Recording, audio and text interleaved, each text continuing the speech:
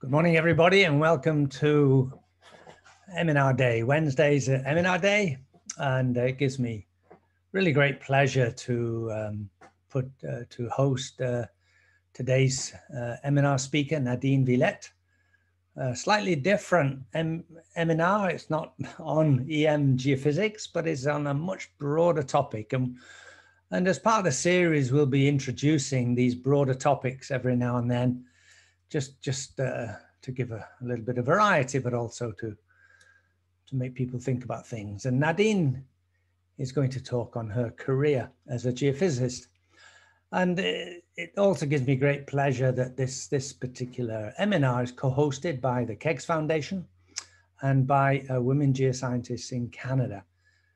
And so I'd just like to turn it over to Stephen Reifert, who's going to tell us about the KEGS Foundation. Yes, thanks, Alan. Thanks for the opportunity. Go back one. There we go.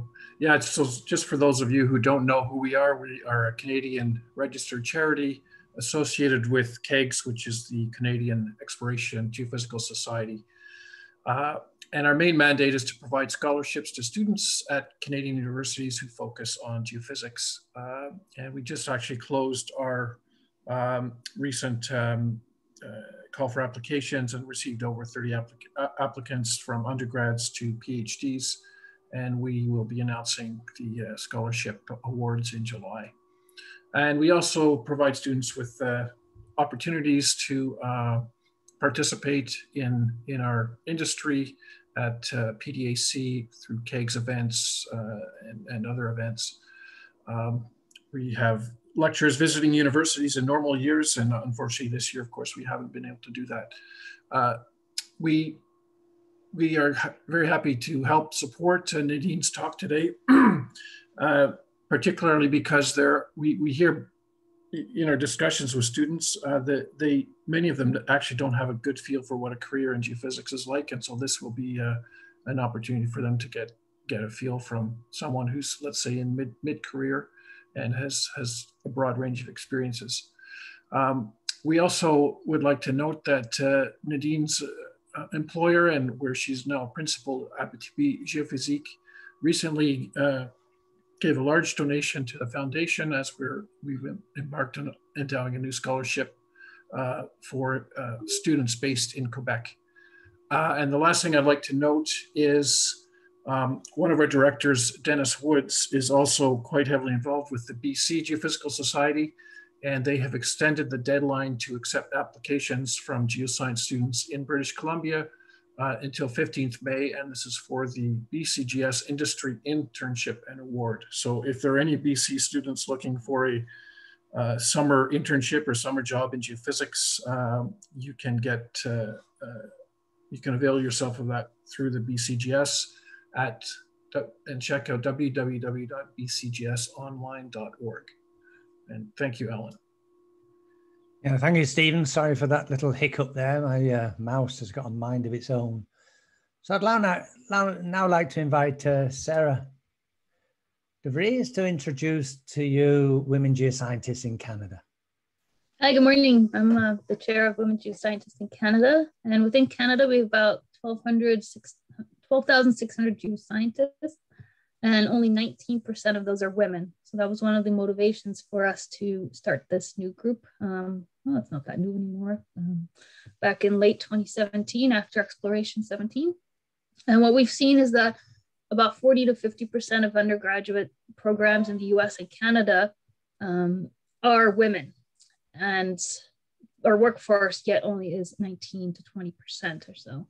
So we're trying to figure out what happens after graduation and how do we stop this leaky pipeline? Because we see that in the early career, women tend to leave the geoscience industry.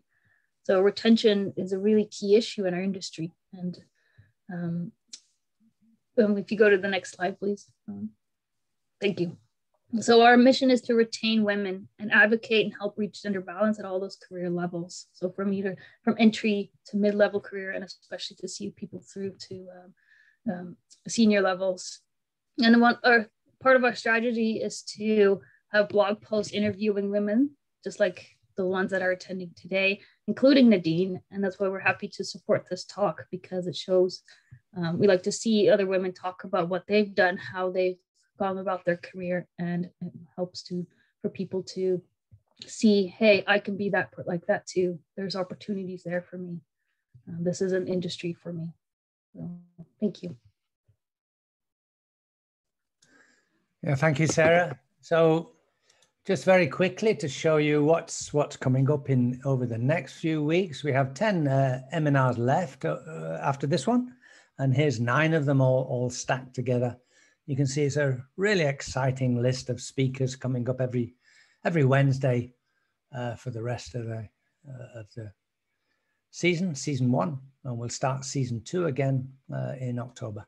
So just to remind you, you're actually on a Zoom webinar, and you can access prior webinars by going to the video link or presentation link, and you can register for upcoming EMinars at the registration link if you go to the EMinar webpage.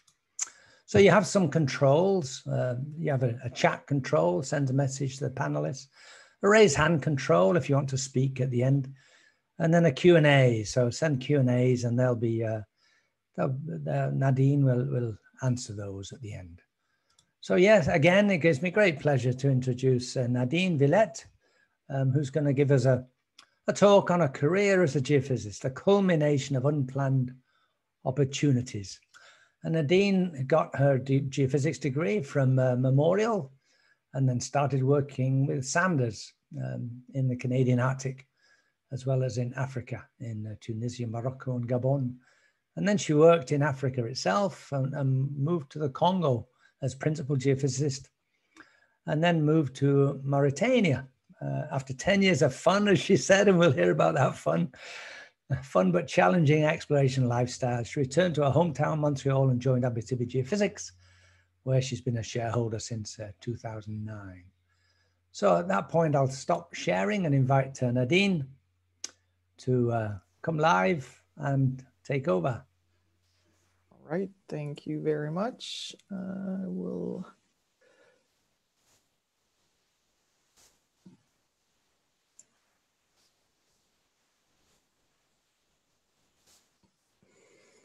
Is this working well? Can you hear me and see my screen? Yeah, it's all good, Nadine. All right, perfect.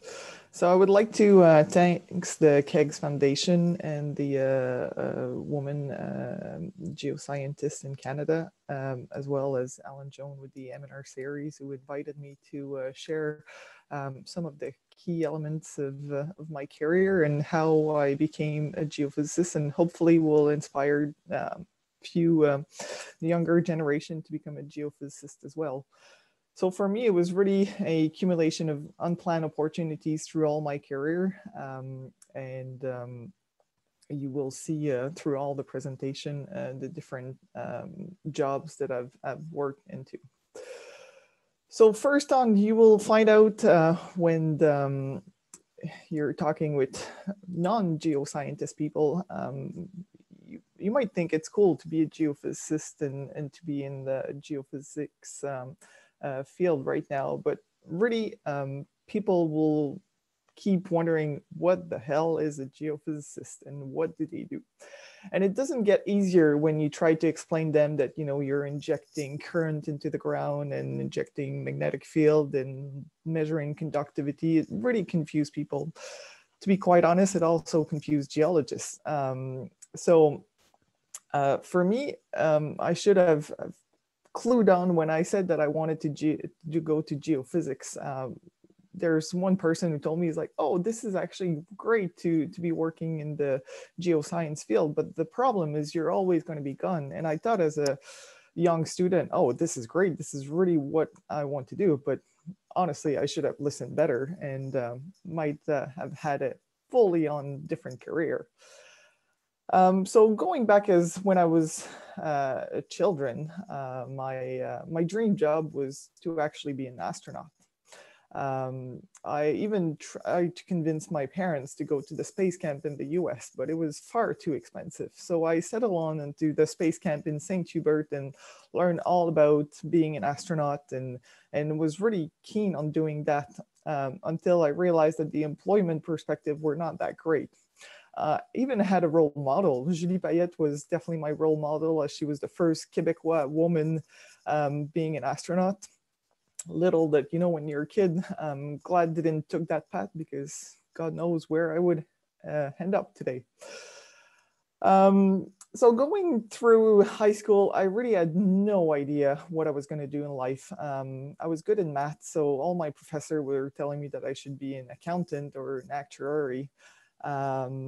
We did a lot of personality tests to try to understand what would be our ability. And I remember mine becoming really strong I had two strong points, which was nature and mechanics, which was quite different from the rest of my class, since I was sort of in the advanced French, and everybody had the communication skills and writing skills and journalisms and things like that. And I remember the only two with those skills, and I thought, what am I going to do in life with nature and mechanics?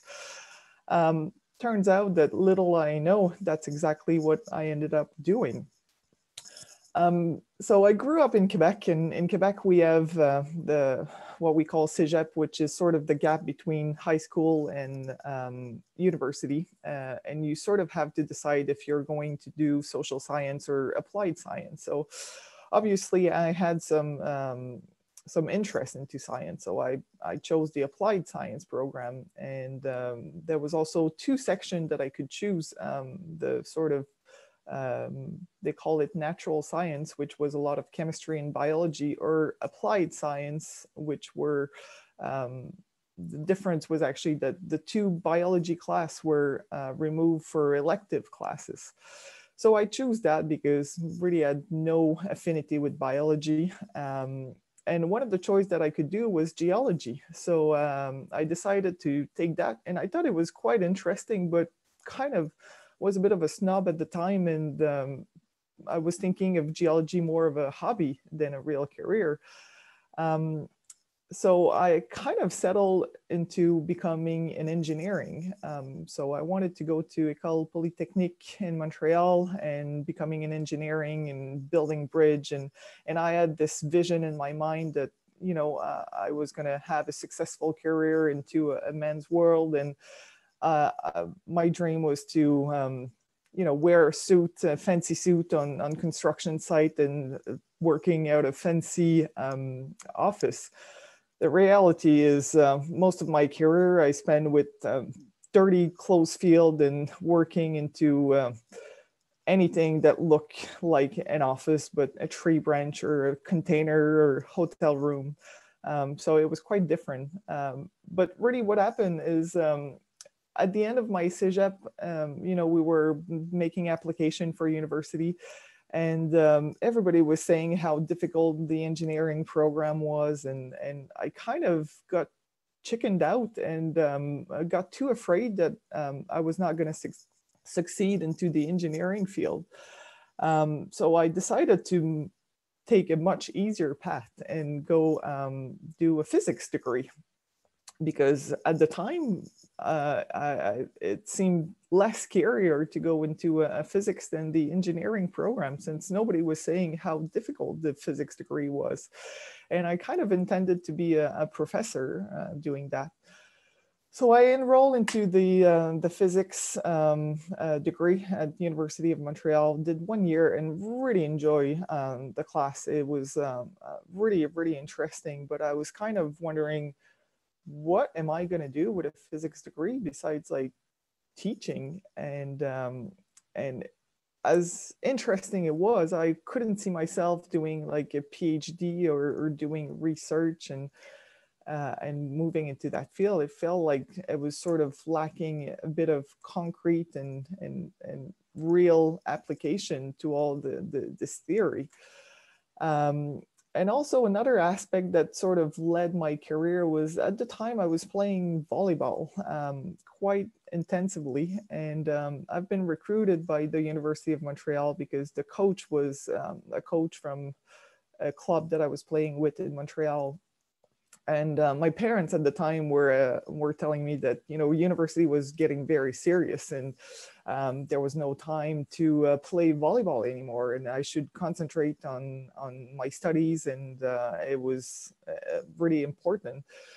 So I've kind of listened to them and did not play volleyball that year, which I must say I think was the hardest year of all my schooling, having only studying and not doing sports.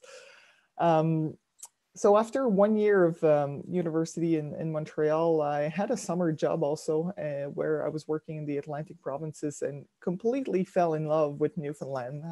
The scenery, the landscape, the rocks, I loved absolutely. The people loved absolutely everything about Newfoundland. And I ended up, just as a coincidence, being in St. John's and saw the wonderful Earth Science building, which was probably one of the biggest campus on site, and the biggest building on the campus. And walking in it, there was core sample of Voisey's Bays and all sorts of minerals that were there on display. Dinosaur display that was there as well. And I was walking through the corridor and seeing all the different like seismology lab and paleomagnetism lab and geochemistry lab, which I tried to stay away. But it was really intriguing. And I remember it was at the end of the summer in July, and I asked the administration officer, I said, you know, can I still apply for Memorial University to start in September? And she said, well, it depends. What are you looking to do as a program? And I said, well, I think I want to do geophysics. And not really knowing what I was getting myself into, and not really knowing why I wanted to do that. But I figure it was sort of a good combination between geology and it was a bit more applied than just pure physics. So she started laughing. She said, oh, of course they will accept you.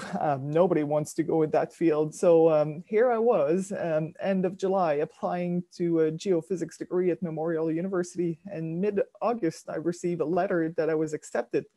And without even thinking, I just started university there. And another reason that sort of motivated me was that I wanted to improve my English. Little did I know it was probably the worst idea to try to learn English in Newfoundland. So after my degree, I was saying with the French accent, yes, bye, and what are you at, and things like that. So people were very confused about my English skills at the time. So that's what I did. So I did 1 year of physics at University of Montreal. Ended up to having a degree in 2.5 years because all my course got transferred. And I also, since I was about kind of a couple thousand kilometers away from my parents, I tried out for the volleyball team, which they accepted me, and never really told the extent of how much practice there were. Just kind of told my parents it was a small league, but the reality was that there was five practice a week, weight training every morning, and pretty much every second weekend we were out playing against the other university in the Atlantic provinces.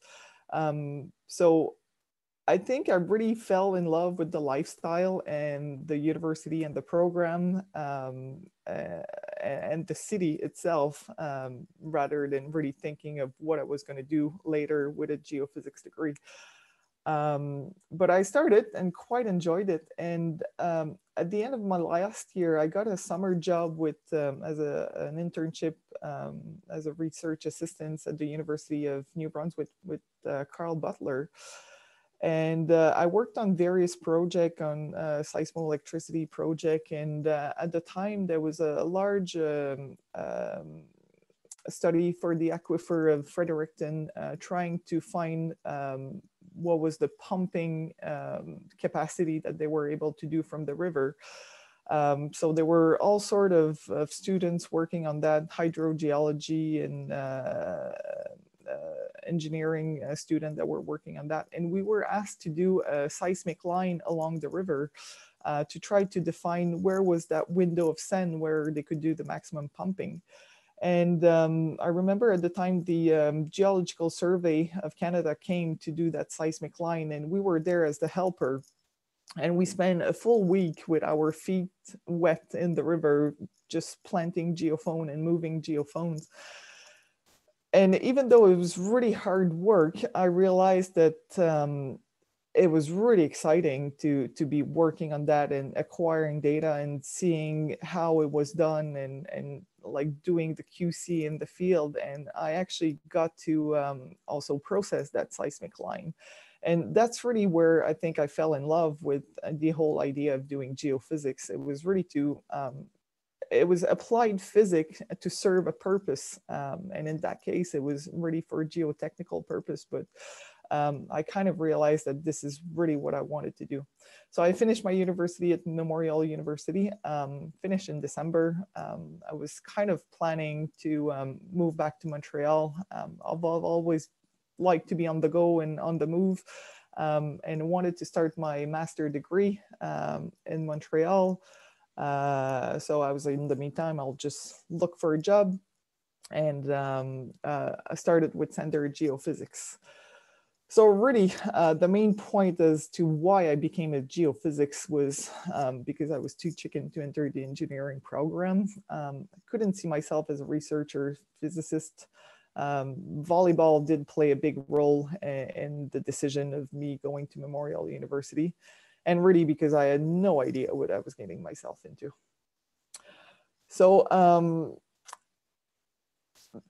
in the meantime that I wanted to start my master degree, I was looking for a job in geophysics, and Center Geophysics was kind enough to offer me a job.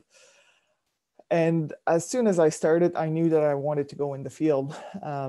So a field opportunity rised up, and I started working with the Falcon system in the Canadian Arctic, and went in all sorts of remote and interesting area. Started with Repulse Bay, moved up to Igloolik, came back down to Baker Lake. We went at the Acadie Mine, Points North, Fort McMurray. And I remember at one point, we were doing a rotation in the field, and Louis Sander would call me and ask me if I wanted to come back in the office. And my answer was always, nope, I'd like to stay back in the field. And I really enjoyed the working into the team there, and being out and seeing new elements.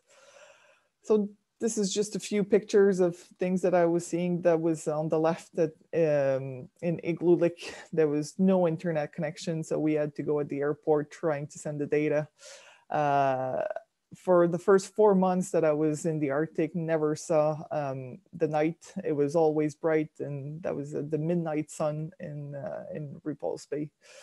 I've learned lots of skills that I never thought I would use, since such as doing an oil change on a generator, which become a greatly skill later in Africa. We visited the Acadie Mine, which was amazing, and had the chance to go down into one of the pits, which was 1 kilometer deep at the time. So really, one advice that I would have is use this field experience to seek some great opportunities, and don't be afraid to ask about things like that, such as going into the mine pit. And we just asked the mine manager, and they were like, yeah, sure, we'll take you. So we went down with one of the guys, so it was great. After the Canadian Arctic, I came back for, I think it was only a few months in the office, and I obviously put my hands up to go back in the field. Went to a project in Tunisia. Got sent actually, I think, on a 12-hour notice, because at the time the geophysicist that was there couldn't get his visa, and everything was settled. It was quite a hectic day. I remember that day, everybody pulling me contracts and telling me where to go. So I was there for a short while. Through all my career, I've met some amazing people, and I remember on that particular project, Alan Reed was the auditor and ensuring the QC for the client. And I think I've probably learned more about airborne geophysics from spending a couple of days with him, and he was very kindly asking me questions to make me think, and it really sort of improved my knowledge and made me question as to why we were doing things like that. And it's one of the encounter that I probably remember the most, and it was a great time. After that, I got sent to another project in Morocco. We worked out of 2 locations, so I was there for about a little less than a year, and between the 2 locations, Nador and Aristidia. So obviously, leaving on such a short notice is really bad for your. Oh, I see. Sorry, there's a question. Oh no, sorry. Yeah, it makes it difficult on your personal life. So I remember just the day before I left to go up north, I met a guy, and obviously didn't go too well to have a second date to when you say, oh yeah, I'm going on the Arctic for another 6 months. Ended up going out with him when I came back from the Arctic, and that little escapade to Tunisia on a 12-hour notice sort of put an end to that relationship. But I knew that I wanted to do field work at the time, so the relationship part was sort of secondary to all that. After that, I went to Gabon with SGL, also doing airborne. So it was a large survey that we were doing with the BRGM for the Sismin. It was a provincial mapping of all the country. We had a great team there, and really we had 2 airplanes going out, so it really taught me on how to be tedious on collecting data and making sure that you keep on top of your processing, and also how you work with all the team. So in retrospection at that point, I really enjoyed the airborne survey that I did, but I felt like I was missing part of the following up work. So I was kind of wondering, like, what does people do with airborne data, and how do they use that to do mining exploration? And was really intrigued by what geologists were doing after that with the results of the airborne data.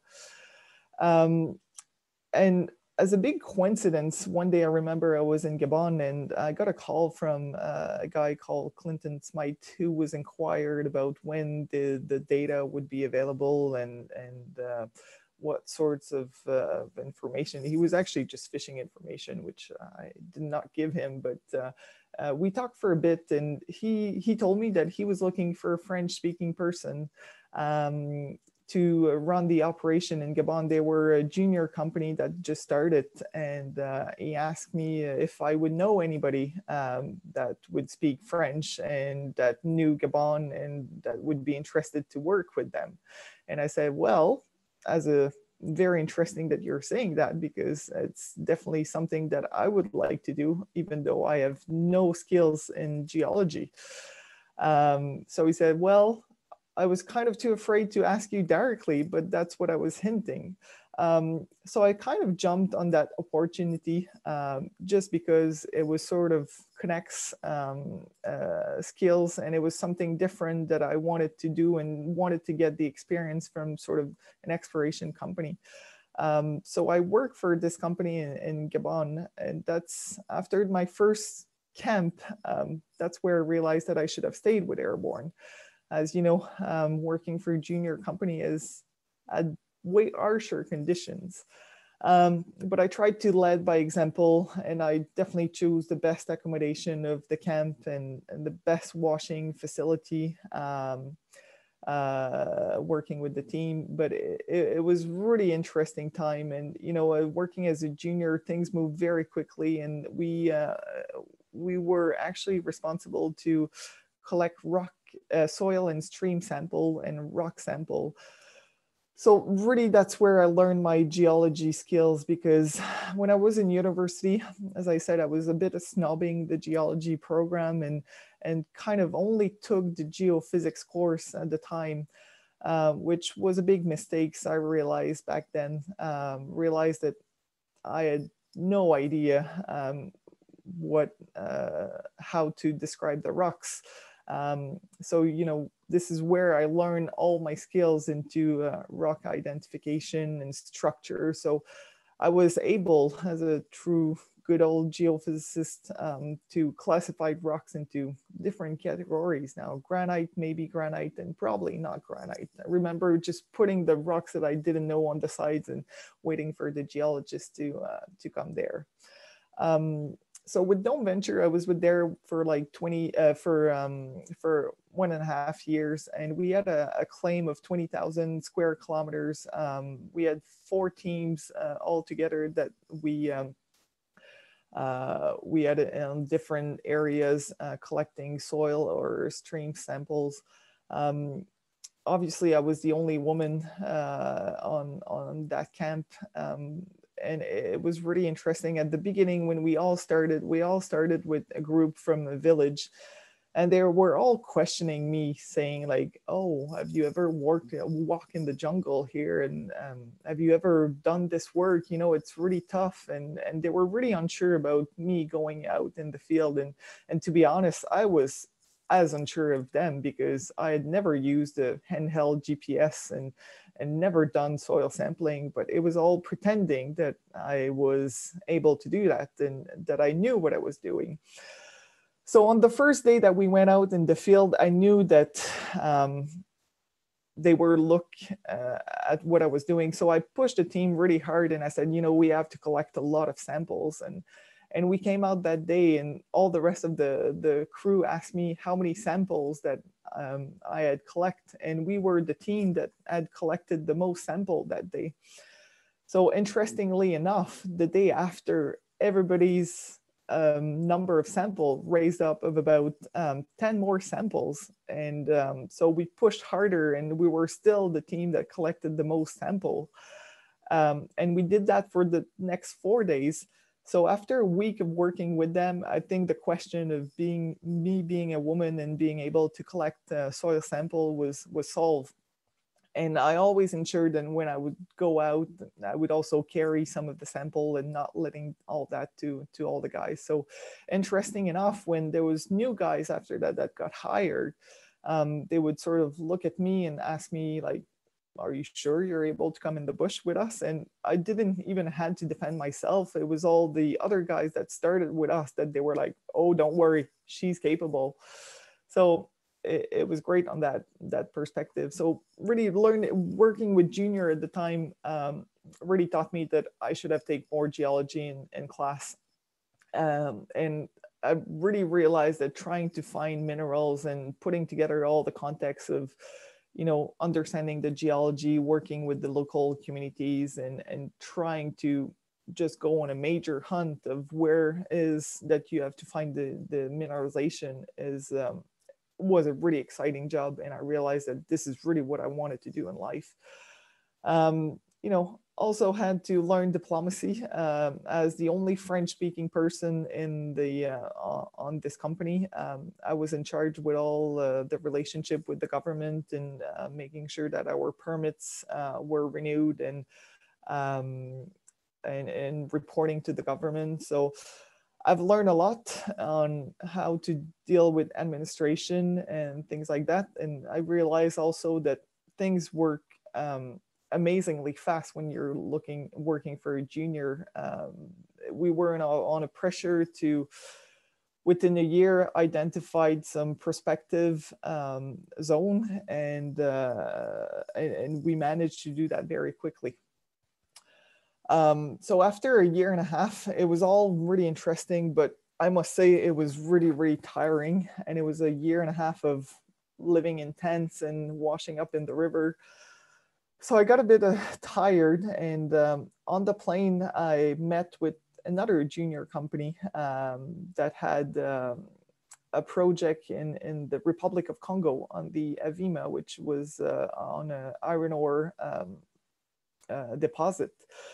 So they wanted to do an airborne survey, and they needed some help to setting up the planning and all the permits. So I decided to go working with them. I must say this is probably the only bad experience that I had in my life.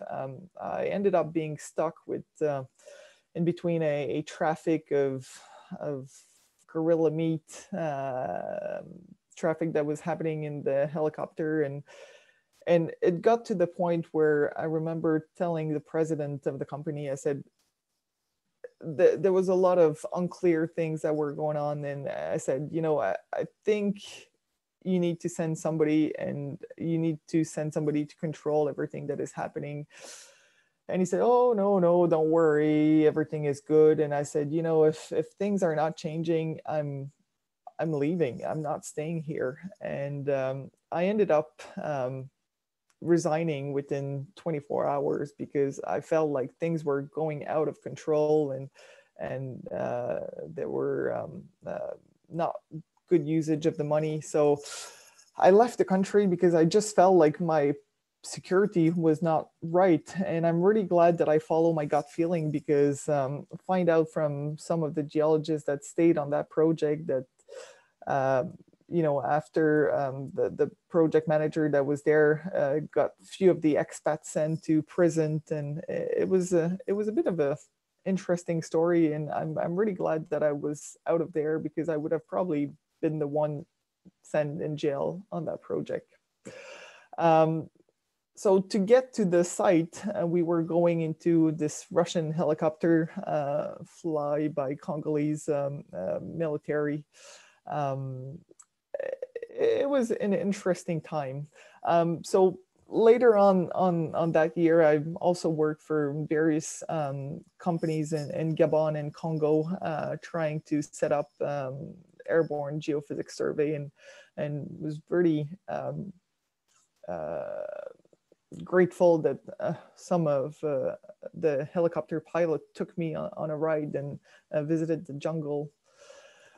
So in 2010, you know, I kind of realized that if I wanted to have a normal life, I should probably come back to Quebec and try to settle in. And I really enjoyed being out in the field and on different projects. So I decided to return to Quebec.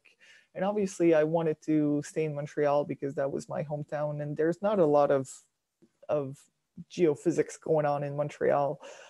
So I ended up working with a company that was doing hyperspectral imaging on core.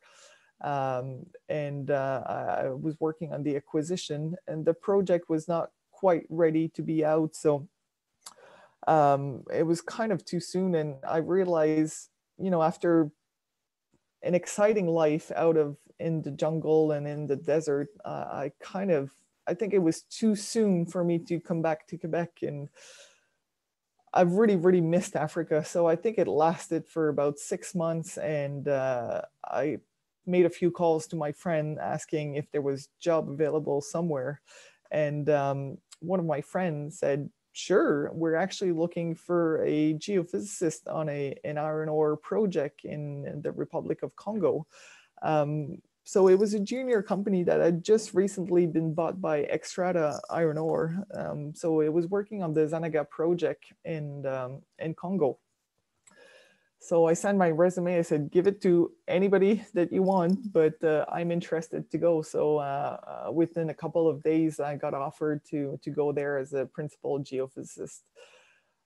So I was back to the good old exploration, running in through the forest and being on a remote site. But interesting enough, I was kind of working for a major company. So the exploration camp was much more advanced. So it was no longer tents and washing up in the river, but there was a proper camp that were organizing and drilling that was happening on site. So at the time, I was actually responsible for running the resistivity program. So it was an iron ore project, and it was a banded iron formation with I'm sorry, I forgot the name of with hematite, alteration on top of the banded iron formation. And the hematite was quite altered at the surface, which made it very friable and a very good resistive zone. So there was a program to run resistivity line and trying to identify those itabarite section at the top. And when we were finding that, we knew that there were the whole sequence of hematite through all the BIF at the bottom, and the deposit was folded, and there was a lot of faulting within the different kind of limbs that were there. So the running resistivity line were really helping us to identify exactly the zone where to drill. So it was without any question that you know, they were always drilling out of the geophysics. So I was I wanted to go back to a more cushy life in Quebec, but realized that I was not quite ready. So I came back to the Congo, being muddy and having gourmet food for lunch, but it was really what I was enjoying doing that. So part of the program as well, we did the downhole geophysics survey. And at the time, it was really to we were moving from, you know, a junior company to a major company, and we were going from exploration, trying to find as much mineralization as possible, to sort of a mining project, to the pre-feasibility studies. So the idea was really to try to qualify the deposit as much as possible. So I remember, and I sort of got introduced with the duality of geology versus geophysics, and we were always kind of having not funny, but a kind fight between the geologists and the geophysicists. They were calling me the voodoo girl and saying that I was just going to the village, plucking some chicken and making colorful maps. But on the other hand, they would never drill without a geophysics section. But I remember when we started that particular downhole geophysics survey, they told me, well, what is there that we don't already know? I mean, we've drilled the entire area, but what we were really interesting is trying to define with precision, because we were going into a mining thinking stage. So we find all sorts of different difference between the geology model for exploration to the geology model with going for production. So it was quite interesting, and I've learned a lot. And through my stay in Congo as well, we've also came some pretty amazing feature. You know, on Sunday afternoon, we were having some time off, so we were able to visit some of the area and came across some amazing structure. And most of the time, I couldn't believe that I was getting paid to actually walk through the jungle. While I was working in Congo as well, I think that's probably one of the greatest opportunities that I was giving. Xstrata offered me to bring me to Australia for a month and to work with the geophysicist that they had there, Gary Fallon. And I think I've learned probably the most out of that month with him, just trying to understand really what was the mining process. And I've learned a lot about geophysics, but also all about the mining process and the thinking and the planning and what is required for that. So I was really, really grateful for this opportunity. Things that I've learned as well, never trust your friends while walking in the jungle. They will take pictures of you when you're stuck in the mud instead of trying to help you getting out of there. We also completed a large airborne survey trying to identify any satellite deposit that would become economical with the current project. So we got that completed, and after that we went on a really nice, cool field exploration trying to follow up on some of the anomalies that were found. So I really had a chance to put my skills, my geology skills at work here, and were able to find that it was granite. So obviously on that reconnaissance work, the life conditions were not as great, but it was definitely exciting to try to understand exactly what was happening. So, you know, working for a major company really made me understood the mining operation and the process. I also understood really the importance of working with geologists and really doing geophysics without looking at the geology, sometimes a bit useless, but really you have to have a thick skin to be the only geophysicist working with a group of geologists.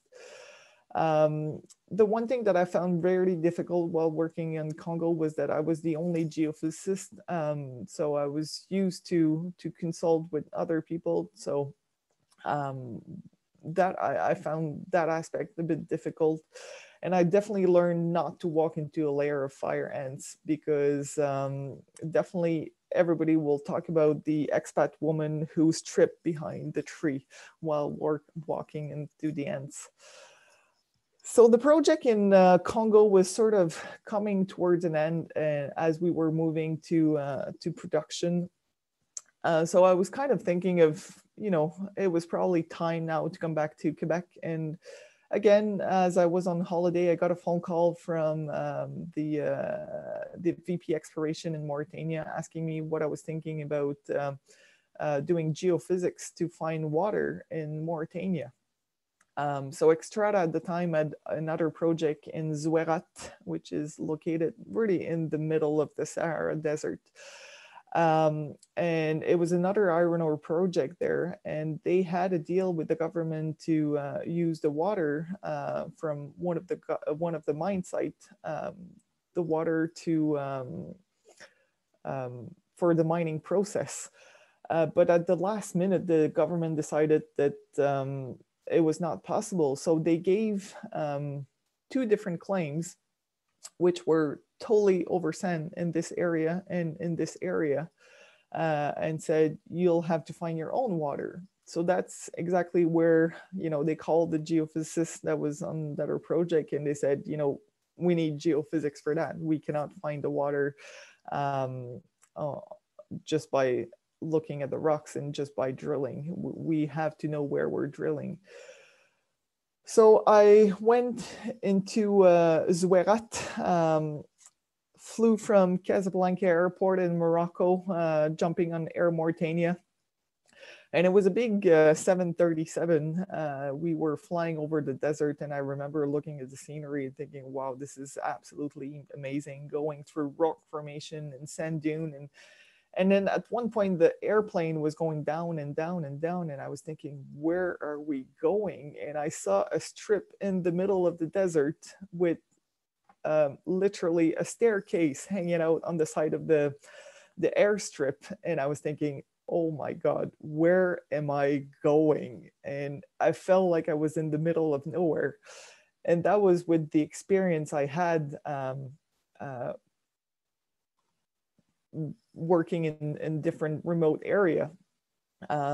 So ended up in Xstrata, and I think up to now it's probably one of the most exciting projects that I've been working on. And it was so exciting because the stakes were really high and we were on a very, very high pressure to find water. I think we had something like 9 months left before the feasibility report needed to be deposited with the government. So we needed to find out water before. So obviously we had quite a large budget that was amounted to go on this project. So we started with an airborne survey, just trying to understand the geology, trying to understand the faults there. And there was already some studies that were made, so we were not starting from scratch. So we knew that the water was within a certain rock type in the dolomite, which was very resistive. So this is really what we were chasing and trying to find. And we knew that the water was within the fault, within the dolomite.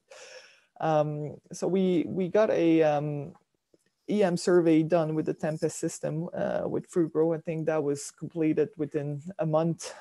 The approval, the budget was done, and here we were. And we followed up with a ground resistivity survey to really trying to find the smaller faults and trying to know where to drill. So I thought I had secured myself a lifetime job. You know, it was sort of the laughing joke within my family, trying to find water in the desert. I had for a really, really long time. So working out of Xstrata was a really remote area. But once we had completed the ground resistivity, we were drilling, we had to drill to try to test our target. And literally, I think we were finishing the line, and 2 days later we were drilling. So it was probably the fastest roll around process that I've seen. And it was great because we were able to understand exactly and you know, change our interpretation as we were going, because it was so quick before we were getting to understand our results. So the drill camp was about 200 kilometers within the desert. We were going through sand dunes, and it was quite in a far remote area, but really, really exciting area. So I remember one night we were sitting at the camp there, and I received, the driver came to me and sent me a little paper saying, it was from the geologist that was at the drill rig, saying, "We found water." And I thought, oh, okay, I'll go and check it out, and let's see how much water. And when I arrived, it was just like gutting water out of the desert. And it was such an incredible feeling that we were getting. And through all the project, the objective was to find 2.5 megaliter of water per day. And that was what was required to sustain the operation. Through all the different water wells that we were able to make, we actually achieved 3.9 megaliter per day. So that was all done within about 7 months. So it was quick, it was intensive, but it was really, really interesting. We found enough water to literally drown the motor generator. So when I started the project in Mauritania, I kind of told myself that, you know, I was going to return to Quebec. I said, okay, this is sort of one last project that I'm going to do, because, you know, working on rotation like that is really interesting, but gets really, really tiring. And the same guy that I had left just before I went up north and before I went to Tunisia, kind of bumped into him on my last day before I returned to the last rotation in Mauritania. And it was quite interesting. He was asking me what I was up to. And I said, well, in 2 days, I'm going to Mauritania. And he said, haha, funny, I've heard that before. Feels like similar stories. So I said, well, this is my last rotation. I'm actually coming back to Quebec. So that's what I ended up doing. And at the time, that was in 2014, the market was really slow. And literally, I had no network in Quebec, didn't go to university, never worked in Quebec. So I didn't know anybody. So I had a very difficult year trying to find a job. And I was really looking for a long-term career at the time. And wanted to settle down and wanted to kind of stay in Montreal as well.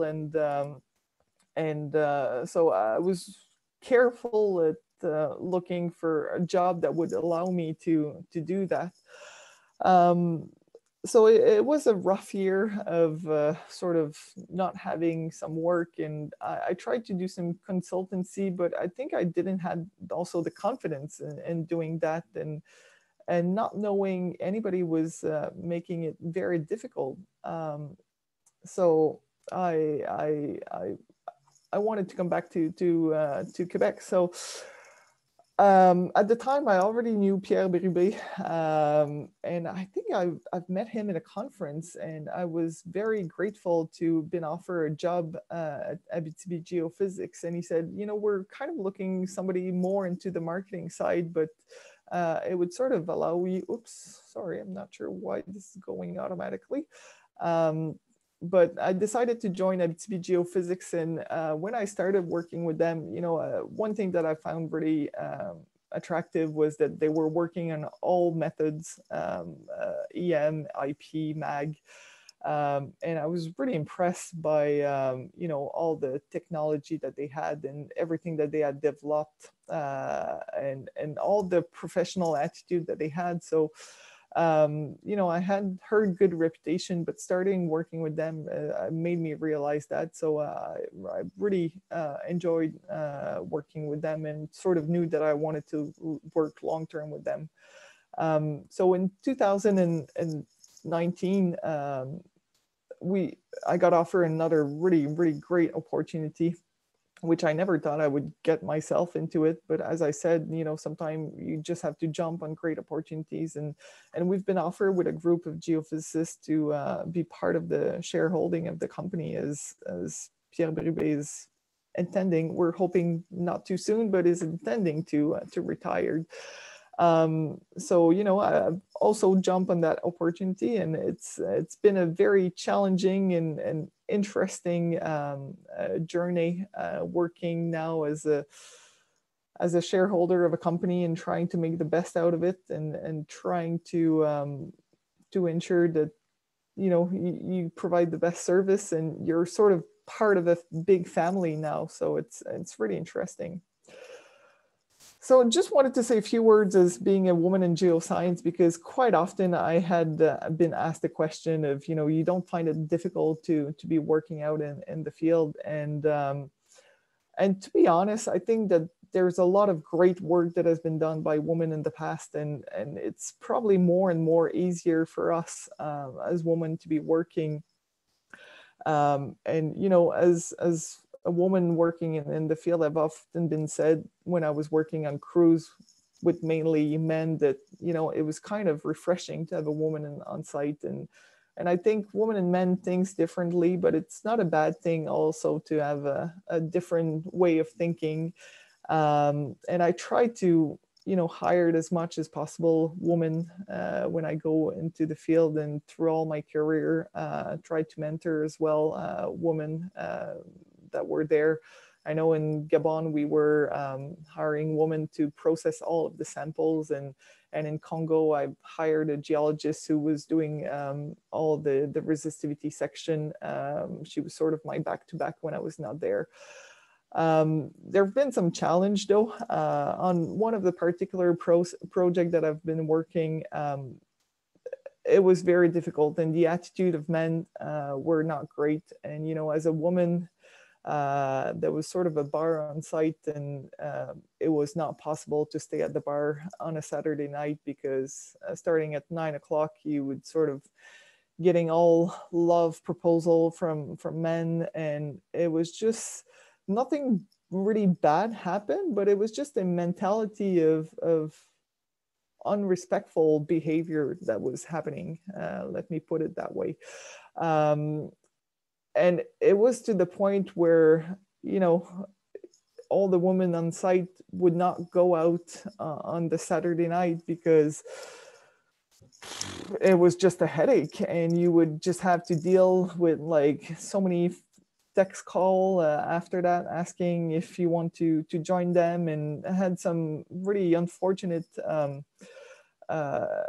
occurrences where men would knock on my door. And so with a group of women, we actually sat down and sort of denunciated some of the behavior that was happening on camp. And I think it was at the time just a mentality that was accepted. And for us to, after that, we did that denunciation, it sort of made realize to a lot of men that were seeing what was happening, that they were also not saying anything. So, and it's amazing how the mentality changed after we wrote that letter. And I'm really grateful that the upper management at the time sort of took it really seriously and did act upon it and sort of try to work with us and trying to solve that issue. So that's probably one thing that I want to say to all those women that are looking into this career, is to say, if something like this happened, speak up and make sure that you relate with facts and not emotion about what is happening. And to all the men there, my advice would be, if you see things like that happening, don't let that happen. I mean, I think it's a responsibility of all of us to make sure that we all work into a respectful way. But through all my experience, I've been 10 years in the field, and that's the only sort of bad encounter that I had. All the rest, you know, I'm so grateful for all the opportunities that I had, and great mentors that I had through my career. Women that have took me into administration boards and meetings and sort of helped me grow into this career. And, you know, I must say that I'm really proud that Abitibi Geophysics has a majority of women as shareholder. And not only I'm proud that we're all a group of women, but we're also being supported by all the men of the company as well. So through all my experience, you know, the positive thing is I realized through this pandemic in the last year that, you know, I didn't find it so difficult comparing to some other people. So I see my husband who find it very difficult working from home. And I sort of scratch my head realizing that, you know, for me, I never really worked in an office, and I was already in remote area, isolated. On the left was my work office slash sleeping office of the drilling camp, and that was the VIP container at the time. So really, it sort of prepared me for this pandemic. So here's a few tips that I have for you. Maybe looking back in my career, as I said, I had nothing planned. I don't think I ever planned on being a geophysicist. It sort of happened like that, and honestly, it's been a wonderful career so far. But there's few things that I might have done differently. And I think at one point in your career, working for a large mining company is giving you an edge on understanding the mining process and the mining exploration. I think also that trying to work as much as possible from the discovery to production. I know the cycles are really long into the mining, so it's probably something that is not possible, but you know, doing that process of early stage exploration to late stage is really giving you a wide experience and trying to understand better what are the techniques being used and the thinking.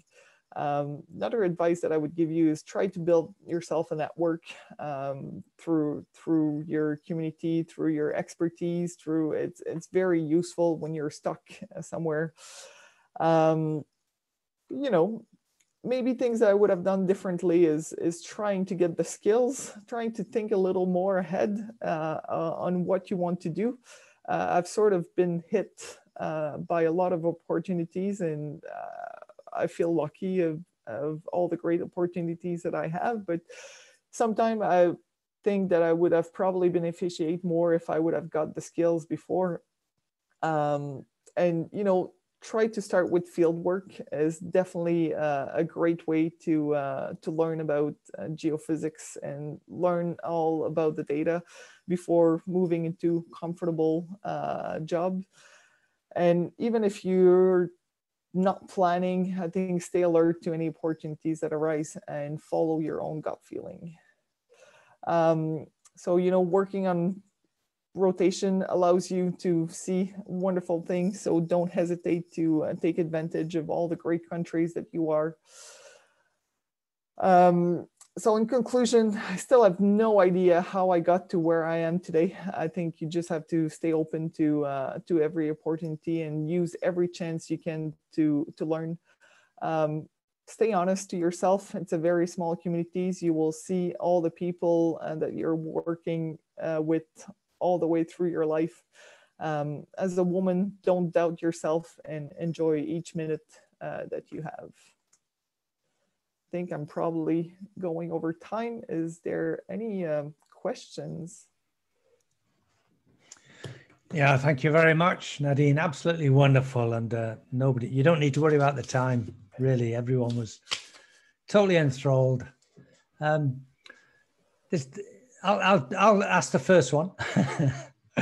There's three not really questions, much as a comment. There's three things that really come out from the way you've expressed yourself. And those three things are the strong initiative that you've shown in your career, that you didn't wait for jobs to come to you. You actively went out and worked to find jobs.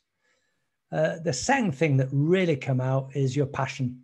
You know, and as I tell all my students, you've got to have a passion for this. You've got to really want to do it. And that passion comes out very strongly in what you've told us. And the third one is what you might call serendipity or luck. And you could say in some respects that you've been lucky in your career, but I have the same view as Benjamin Franklin. And Benjamin Franklin said, I am a strong believer in luck, and I find the harder I work, the more of it I have. And this is the whole point, that you worked hard to put yourself in positions that you're an attractive and competitive person when you applied for positions. And so there may be other messages that people are taking from this, particularly the younger people looking for a career. That those are the three messages I get out from what you've said, Nadine, is this: having a strong initiative, having a passion, and working hard so that serendipity works for you. I don't know how you feel about whether what I've said. Yeah, absolutely. I think you probably summarize it well, and I think it works for any field. And you know, you gotta love what you do and be passionate about it, and I think the rest comes with it if you're a hard worker. Yeah. If I were to give a talk on my career, it wouldn't be as interesting, but it would parallel yours very much. I did physics for 3 years, and then I really didn't want to do physics anymore. So. Anyway, we have one question, and just a few comments from people. Louise Palomi says, a fascinating career, and thanks for sharing. Great advice. Should entice a few more young ladies to join. And Fergal Murphy says, great presentation. And Sashini Pathirana says, thank you very much. Very interesting and highly motivating. So Dennis Woods is saying, great presentation, Nadine. Fascinating and inspiring story of a developing career. And of course, you're still young. The story isn't over yet. Yeah, that was my words, not Dennis's. And you have certainly gotten to more interesting place than many of us. Which individual or individuals had the most impact on the course of your career? And one thing I wanted to add, I kind of got lost in, there's so many things that I could have said. And one thing is now that I've sort of settled in, the guy that I was going out that I left for 12 hours is now my husband. And we have 2 kids, so there's hope for having a normal life, even though you've been out in the bush all your life. No, not all your life, but for a good number of years. Yeah, so just to get back to Dennis's question, which individual had the most impact on your career? Individual or individuals? Oh my God, it's so difficult to pick only one. Can I pick a few of them? Oh yeah, he says individuals. Yeah, he's putting people on the spot there, Dennis. No. I think there's so many, and Louise Sender is definitely one of the first. You know, she's been a role model for me, being a woman geophysicist, giving me the first opportunity. There was no doubt. I remember when I was working at Sender Geophysics about being a woman, a crew chief. You know, it was sort of meant to be, and I'm really grateful for that. Clinton Smythe, which has been, when I was working at Dome Venture, the junior company, is really a man that have taught me how to think, how to express myself, how to relate with the government, how to deal with you know, all the finality of dealing with government officials. So I've learned tremendously from him. Gary Fallon, a great geophysicist. Probably some of you know him. He's been so generous of his time. I spent 1 month in Australia with him. He really taught me how to think on the data. And you know, just was so generous about being open at how you use geophysics into mining process and exploration process. And Pierre Berube is definitely the greatest mentor that I have at the moment, from a technical, but also from a business point of view. You know, now the stakes are a bit different, being a shareholder with the company, and I feel like I have so much to learn. And it's interesting. I was talking with somebody recently. I remember early in my career, I kind of felt like I knew a lot of things and it was great and I was on top of my job. And now that I've been doing that for 16, 17 years, every day I feel like I know nothing. The more you know and the less you feel you know, I feel like there's so much on all aspects of, you know, business-wise, client relationship and technique itself. So much to know, and I really feel like I'm a rookie sometimes. Yeah, that's called the Dunning-Kruger effect. I thought I knew everything when I got my PhD. You know? Okay, well, there's no more questions in.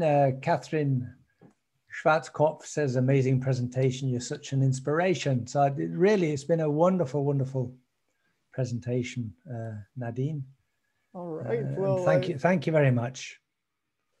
Well, thank you very much for this opportunity to speak, and hope I inspired a few people. I'm sure you did. I'll just finish by reminding people that next week we have the next EMinar is NASA Mekbel talking on MODIEM code, and NASA will speak at 7 in the morning UT time, which is very, very early for us North Americans. So I think most of us will be watching the video. So thank you very much. Thank you, Nadine, and thanks everybody for listening, and see you all in a week's time. Thanks. Bye. Bye. Yeah, sorry, this video will be available in a couple of hours, and Nadine, if you could send me the PowerPoints, I'll put that up as well. Brilliant. Will do. Bye for now. Thank you. Stay safe, everyone.